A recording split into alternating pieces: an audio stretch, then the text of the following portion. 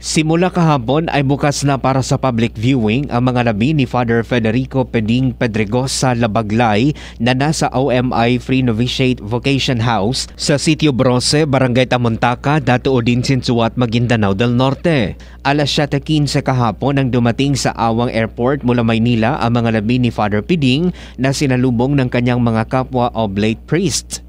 Sinabi ni Father J. Verador OMI, ang Oblate Counselor for the Philippine Region, na simula kahapon hanggang sa gabi ng August 24 ay may gagawing wake mass sa ganap na alas 6 ng gabi. Inalala naman ni Father Verador si Father Peding bilang isang magaling na mentor na siya anyang gumabay sa kanya bilang isang Oblate Priest. Ang hindi anya niya malilimutan kay Father Peding ay ang kanyang passion for God at passion for people dahil malapit ito sa mga tao sa komunidad na siyang pangunahing misyon ng Missionary Oblates of Mary Immaculate o OMI.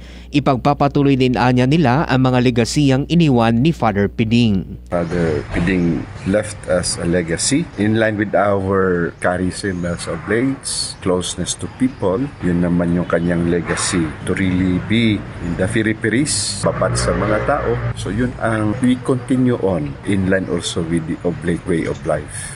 Mark Anthony Taico, NDBC Bida Balita.